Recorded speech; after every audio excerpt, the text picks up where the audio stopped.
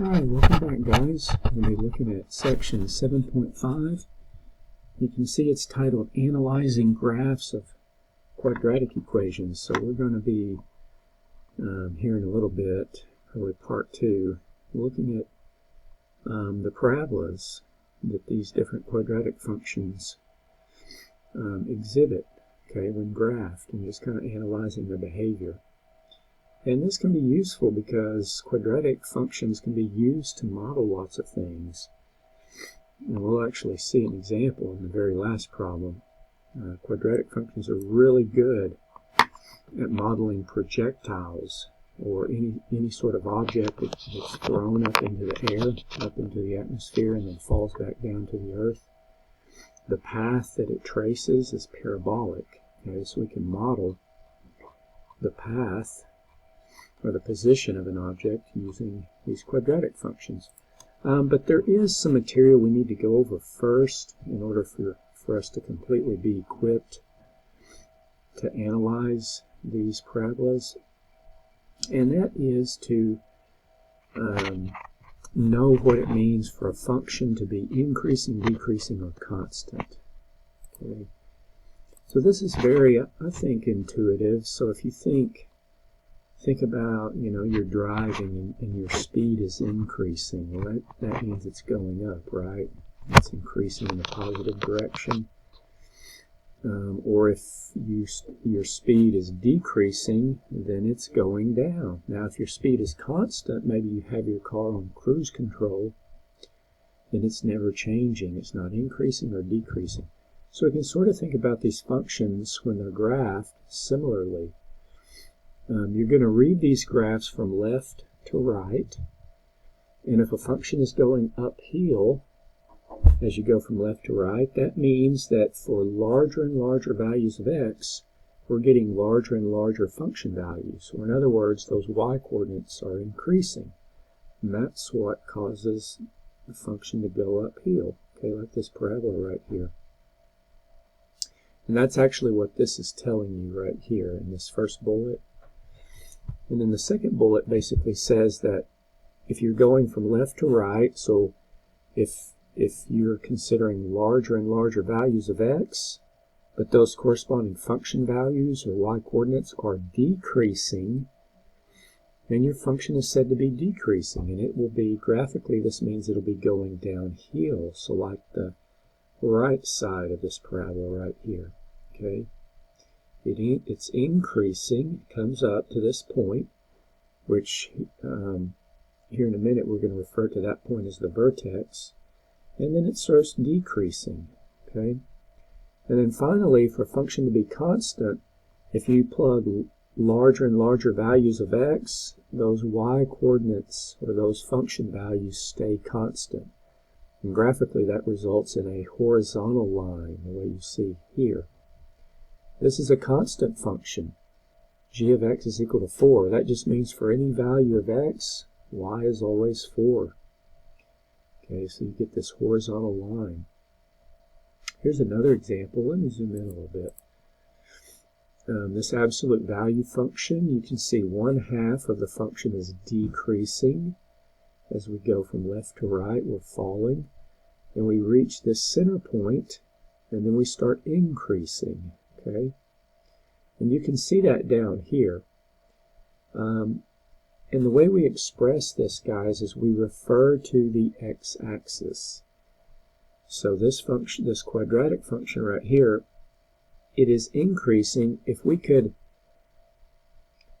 basically it was always increasing. The further to the left you go, the function is going uphill. Okay. And it increases all the way to this point, and the x-coordinate of that point is -1. So we say that this function right here was increasing, or is increasing. Let me write this down. Is it increasing from, tablet plugged in. Here we go. Here we go. Is increasing from -infinity all the way to -1. You write these as intervals, okay, in interval notation. And you always use parentheses when you're writing these intervals of increasing and decreasing. And then at -1, or when x is -1, then the function starts falling, and it just continues to fall forever. So we say from -1 to positive infinity, the function is decreasing. Okay? And similar with this one over here, the left-hand side is decreasing. So you could say that from -infinity all the way to the x-coordinate of that point, which is 2, function is decreasing, and then it's increasing from 2 onward, from 2 to positive infinity. Now this one right here, this one is constant everywhere. So we would say that it's constant from negative to positive infinity. Okay. All right. Let's take a look at some examples. Example 1, it says determine the intervals on which the function is increasing, decreasing, and or constant. So you can have a function that's doing all three of those things. Well, if I'm reading this from left to right, I can see that it's increasing right here in this piece. So in other words, from -5 all the way to 1 on the x-axis. Okay, you've got to remember these intervals are given with respect to the x-axis. If you forget that, guys, you're going to miss these. We don't care what the y-coordinates are, as long as the function is increasing. So we can say that the function is increasing from -5 to +1. Okay, in other words, this piece right here. And then it's constant for a little bit from +1 all the way over to +3. So when x is 1 to 3, anywhere in that interval, those function values are going to be constant. Okay. So it's constant from 1 to 3. And then finally, there's this small curving piece in which the function is decreasing. So from 3 to 5. The function is decreasing.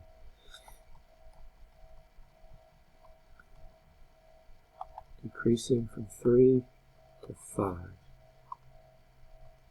Okay? And you know, whatever the function models or the function represents, the interval over which it's increasing, decreasing, or constant can be meaningful in the context, right? You may be, if you have a function that models profit, okay, you're trying to figure out for what values of x or how many numbers, how many products do I need to sell or continue to increase selling such that my profit continues to increase. Or at what point will I reach a maximum and then my profit will actually start decreasing. Okay. Alright, let's look at another example here. Now this is an odd looking function, and so is the previous one. It turns out these are functions that we call piecewise functions, and we're going to study those later on in this module. Example 2, they're called piecewise because it looks kind of like they're made up of different pieces of different functions. So like here, you can see this leftmost piece looks like it's part of a parabola, so maybe part of a quadratic function. And then this is like a constant function. This is a linear, okay? And then this is another piece of another constant function. All right, well, let's start with where this function is increasing. Okay. Well, you can see the left-hand side of the parabola is increasing. And there's an arrow on the end, so we assume that it was always increasing. So it's increasing from -infinity all the way to this point, whose x-coordinate is -8. So we'll say that it's increasing from -infinity to -8. Now we actually have another interval over which it's increasing. And it's this interval right here, okay? This piece is increasing. So from negative 3 to negative 2 with respect to the x-axis, the function is increasing again. So you write another interval, negative 3 to negative 2. Okay. Now what we have here, what we're expressing, guys, are basically sets of x, sets of values for x where the function is increasing. So there's actually two sets here. And the way you join two sets in math is you use what's called a set operator. This is called a union symbol. Okay, it's kind of like an addition operator except for sets. Now in the book or in your homework, sometimes it'll tell you to separate them with a comma, so you can do that as well. But this is the more mathematical way to show it. Okay, so that's where the function's increasing. Let's look and see where it's decreasing.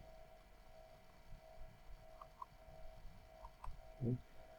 Well, the only region I see, or the only piece that's decreasing, is this rightmost piece, that little parabola. And that is decreasing from negative 8 all the way to negative 6. Okay, so from negative 8 to negative 6.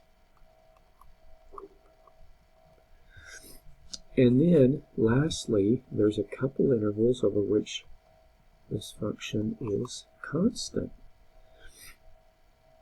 So, right here, from this point to this point, so from negative 6 to negative 3. Negative 6 to negative 3. And then again, this piece up here, which starts whenever x is negative 2 and never stops. So from negative 2 onward. So from negative 2 to positive infinity, the function is constant as well. Now when you have a continuous function like this, or in other words, a function that goes on in both directions, when you take into account all of the intervals over which it's increasing, decreasing, and or constant, you will essentially have taken into account the entire number line. Okay, the entire x-axis or domain of the function.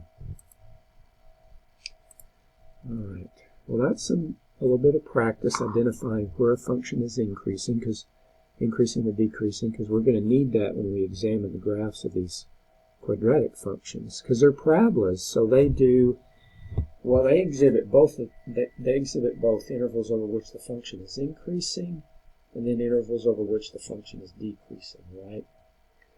A quadratic function will never be constant, because a parabola is never constant, is it?